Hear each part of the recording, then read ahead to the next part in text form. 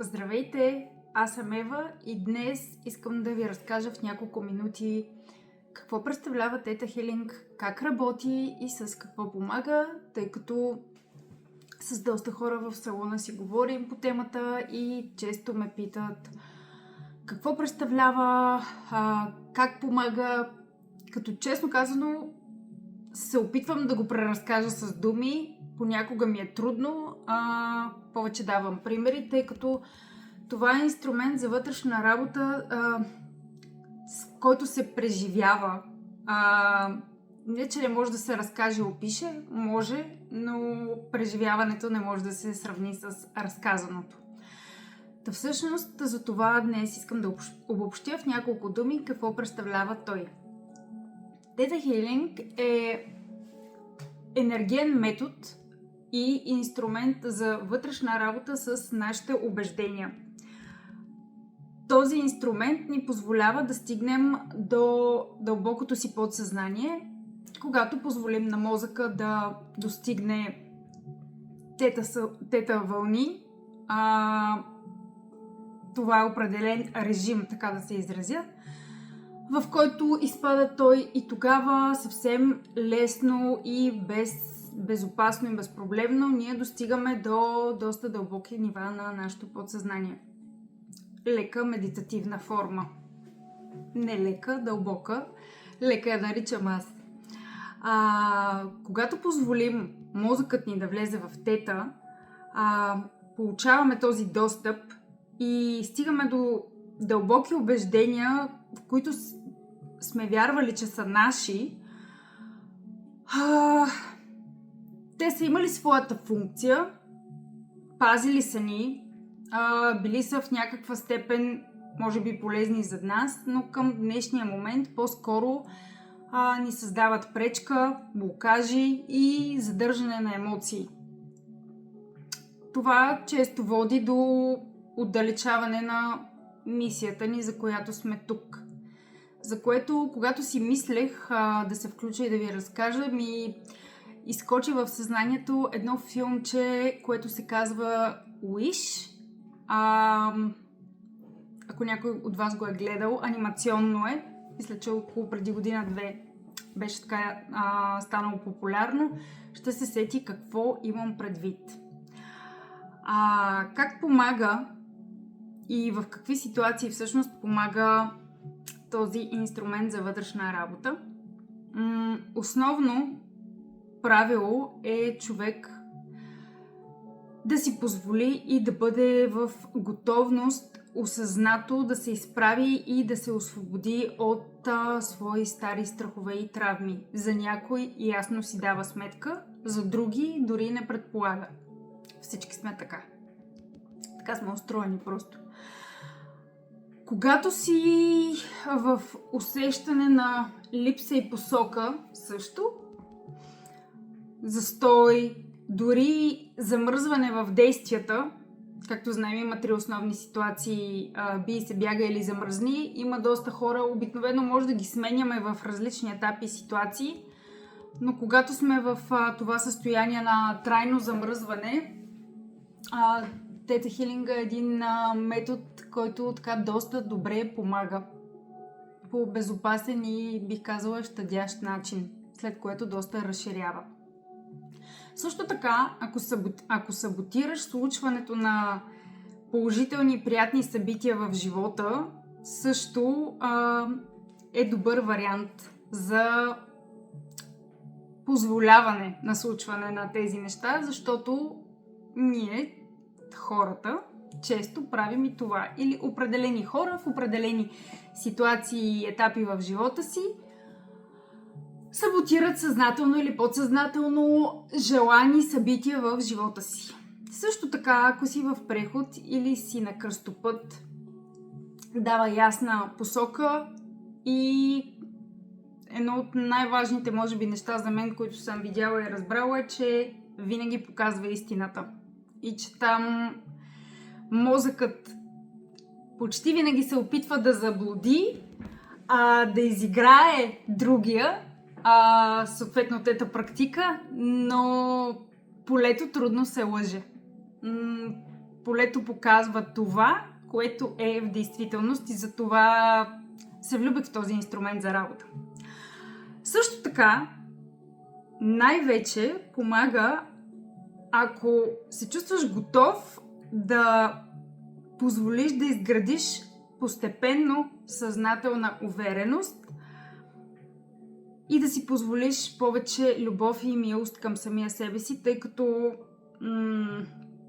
пак по мои наблюдения и с хората, които съм работила до момента и с самата себе си също, една от най-големите ни спънки е вътрешният ни критик, с който, поне лично аз до момента, най-много съм имала работа и все още продължавам да я имам.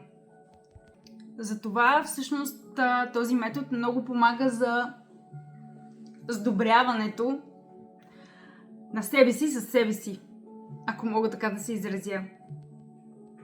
Каква е моята роля в този процес, водейки човекът срещу мен? Моята основна задача в това пътуване е да присъствам и да държа пространството безопасно, водейки с насочващи въпроси, докато човек сам стигне до своята истина и тя премине през цялото му същество, а то се усеща абсолютно... Дори няма нужда да се коментира, просто човека го изпитва. По този начин разбира и научава.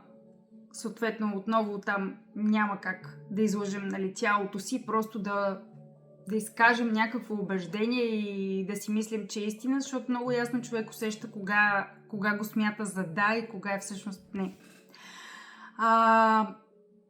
По този начин, когато човек си позволи да мине през такъв тип преживяване, автоматично истината се отваря, разгръща се и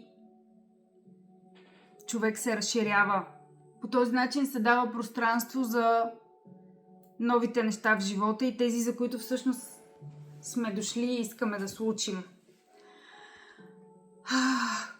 Когато се отворим за истината, се случва една магия, която преминава от аз това го знам на мисловно ниво към аз го преживях, усетих и разбрах. Като второто води до ясно знание, опора и възвръщане на личната сила чрез преживяване и освобождаване на старо и на нужно и внедряване на новото. Онова, което днес за теб е истина и те води свободно напред. И ясното знание и разбиране отключват човека и автоматично го подтиква да действа. Именно за тези, които са повече склонни в дадени етапи да замръзват. В дадени етапи и ситуации. Защо? Защото истината разширява и ни прави свободни. Тя освобождава от илюзиите на социума около нас, както и от старите невалидни генетични програми. Лично аз много обичам този инструмент, защото той връща личната сила на човека. Този процес е свещен. Той разкрива нови светове и разчупва мрака. А мракът ни е нужен, защото той е част от пътя, е наш учител. И когато се осмелим да видим мрака с други очи, светлината се разгръща и има поле за действие. Ясно и истинно действие.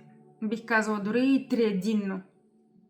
И тогава силата се увеличава в пъти. Затова, ако се чувстваш в застой, ако усещаш, че има неща в живота си, които те дърпат, но не можеш ясно да ги видиш, или не можеш да си позволиш сам, защото аз дълги години също не си позволявах, докато не срещнах в лицето на моята терапевтка, такъв човек, който ми даваше много пространство, за да се размразявам и да започвам да усещам, да виждам и да развия тази страна от съществото си. Не само физическата. Тази работа много прилича на... Много обичам да я сравнявам, тъй като моят приятел се занимава с фитнес и спорт. И така някак си ми е най-лесно чрез него да дам този пример. Не е като... Тоест, прилича много на фитнеса, но не за тяло, а за дух. Всъщност и за душата, и за съзнанието. Както едно тяло се тренира, за да бъде тонизирано, гъвкаво, за да ни служи по най-добрия начин в деня и да можем с него, нали, да правим максимално много движения с лекота, вътрешната работа с духа и душата дава същото и когато се обединят, се получава освен синхрон, една цялостност и завършеност. Може да не можем през целия си живот да сме постоянно в това състояние, малко би било трудно, поне според мен за момента, но в определени ключови житейски етапи и периоди много би помогнало да отвори, отключи и разгърне потенциала в нас. Ако се интересуваш повече или имаш въпроси, може да ми ги зададеш налично или тук ще отговоря. Ако искаш да заявиш сесия с мен, ще се радвам да участвам и да бъда до теб в твоя път. Благодаря много и прекрасен ден на всички!